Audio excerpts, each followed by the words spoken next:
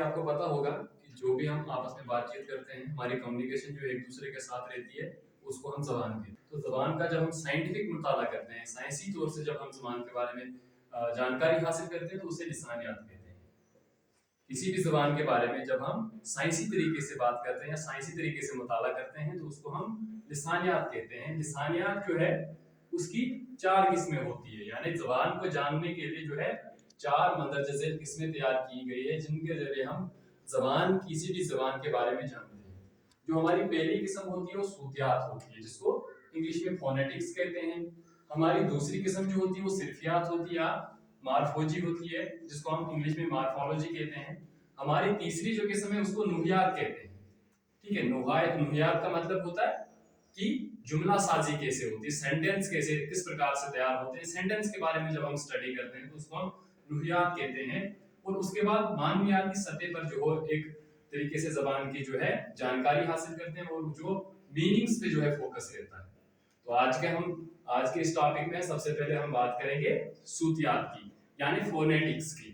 Phonetics کی اگر بات کی جائے تو فونیٹکس کا مطلب صوتیات زبان کی وہ شاخ ہے جس میں کسی زبان کی آواز کے مخارج کا مطالعہ کیا جائے. جب ہم کسی زبان کی آوازوں کا مطالعہ کریں کہ کون سی آواز کون سے الفاظ میں کون سی آواز نکلتی ہے تو وہ مطالعہ جب ہم کریں تو اس مطالعے کو ہم صوتیات کہہ سکتے ہیں جس کو ہم فونیٹکس کہتے ہیں انگلش میں. تو صوتیات میں کیا ہوتا ہے، انسانی آوازوں کا مطالعہ کیا جاتا ہے. صوتیات کی پھر الگ الگ قسمیں آتی ہے.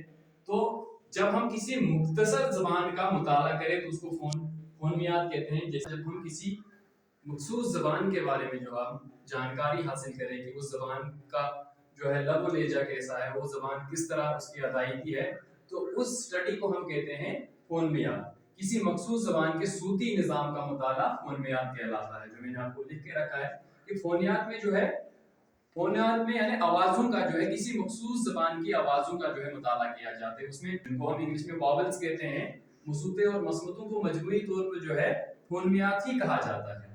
یعنی اسٹڈی آف ساؤنڈز اس کا فونیات میں اس کے علاوہ بھی بہت ساری چیزوں کا ذکر آتا ہے.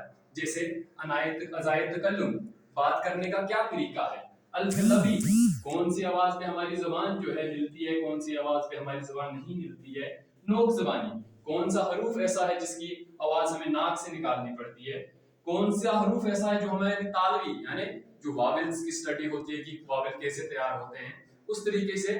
یا پھر طریقے ادائیگی، کون سے الفاظ ہمیں کس طریقے سے جو ہے ادا کرنے ہیں، پیش کرنے ہیں. یا پھر طرز تلفظ، کس طریقے سے ہمیں کون سا الفاظ کون سے تلفظ کے ساتھ پیش کرنا ہے. یا پھر کون سی زبان میں کتنے مصوتے ہیں، یا پھر کون سی زبان میں کتنے مصمتے ہیں. ان ساری چیزوں کی جب ہم جانکاری حاصل کرتے ہیں یا اسٹڈی کرتے ہیں اس چیز کو ہم فونیات کہتے ہیں. تو اردو فونیات کی اگر ہم بات کریں تو حروف تیزی سے بات ہوتی ہے. اردو زبان میں کل 36 حروف تیزی ہے. کچھ لوگوں کا کہنا ہے کہ 37 ہے، کچھ لوگوں کا کہنا ہے کہ 52 ہے. لیکن ان سبھی چیزوں کو جو آج جدید اردو قواعد بن رہے ہیں، آج کے بچوں کے لیے جو کتابیں بن رہی ہے ان میں سے صرف 36 حروف تیزی ہے. انہوں نے حمزہ کو نکال کے رکھا کیونکہ حمزہ صرف ہماری صوتی نظام میں آتا، حروف تیزی اس سے کوئی حروف نہیں بنتا، اس لیے اس کو حروف تیزی سے نکال دیا گیا. تو اردو زبان میں حروف تیزی صرف 36 ہے. 36 یعنی اگر ہم فونیات کی بات کریں تو فونیاتی قطعی آوازوں میں صرف 36 آوازوں کو جو ہے اردو میں حروف تیزی کا درجہ ملا ہے، جس میں مصوتے 3 ہیں. ایک الف ہے، واو ہے اور چھوٹا یہ ہے. 3 چیزیں جو ہے 3 حروف جو ہے اس میں مصوتوں میں آتے ہیں. مصوتے میں آپ کو ایک بار پھر سے بتا دوں، مصوتے واولز ہوتے ہیں. تو اس کے علاوہ بھی جو ہے تیزیوں کے ساتھ جو ہے کچھ ساؤنڈز مل جاتی ہے اور جو ہے یہ مکمل واول بن جاتے ہیں. جیسے الف کے ساتھ زبر لگتا ہے تو آ بنتا ہے، وہ بھی واول بن جاتا ہے. الف کے ساتھ زیر لگتا ہے تو ای بن جاتا ہے، وہ بھی واول بن جاتا ہے. پیش لگایا جائے تو او بن جاتا ہے، وہ بھی واول ہے. الف مدہ آ، یہ بھی واول آتا ہے. الف بڑا یہ اے، تو یہ بھی واول ساؤنڈ ہے. الف واو او، یہ بھی واول ساؤنڈ ہے. اور الف واو جزم، یہ بھی ایک واول ساؤنڈ ہے.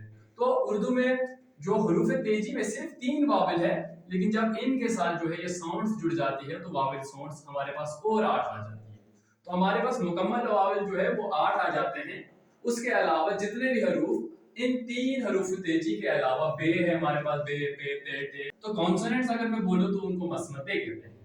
تو कॉन्सोनेंट्स को मसमते कहते हैं। इसके अलावा जो मैंने आपको पहले बताया था कि कुछ नकार जो है वो कहते हैं कि उर्दू में 52 हरूफ तेजी है। उर्दू में 11 हकारी आवाज है, जिन ऐसी आवाजें जिनके साथ दुचश्मी यानी हिकमन लग जाता है। दुचश्मी है जिसको हम कहते हैं, यानी हिकमन भी हम इसको कहते हैं। जिन हरूफ तेजियों के साथ हिकमन लग जाता है उनको हकारी आवाजें कहते हैं। ऐसी आवाजें हमारे पास 11 आती है, जैसे द, फ, ठ, ज, छ, ढ, ख, ग, थ, द, ल। ये सारी जो है हकारी आवाजें हैं, और ये भी कुछ नकार इनको भी हरूफ तेजी के साथ जोड़ देते हैं और तब जाके हमारे पास 52 हरूफ तेजी आते हैं। इसके साथ उर्दू में जो है और दो चीजें आती है। हरूफ तेजी को दो हिस्सों में डिवाइड किया जाता है, हरूफ कमरी और हरूफ शमसी। हरूफ कमरी की बात करें तो बे, जीम, हाई, खाई, ऐन, गैन, फे, काफ, कीफ, लाम, मीम, वाव, है और छोटा ये हरूफ कमरी में आते हैं। इसके अलावा हरूफ शमसी की अगर बात करें तो ते, से, दाल, जे, रे, से, सीन, शीन, स्वाद, ज्वाद, त्वाई, ज्वाई, अल और नून। ये सारी चीजें जो ये सारे हरूफ जो है हरूफ शमसी में आते हैं। अभी हम सूतियात पढ़ रहे थे। अगले लेक्चर में हम मॉर्फोलॉजी की बात करेंगे, यानी मार्फियात की बात करेंगे। तो उस चैप्टर के साथ हम ग्रामर की ओर चलते हैं। तो उर्दू में जो है ग्रामर पोर्शन में हमारा सबसे पहला टॉपिक नाउन का होगा, यानी इसम का होगा।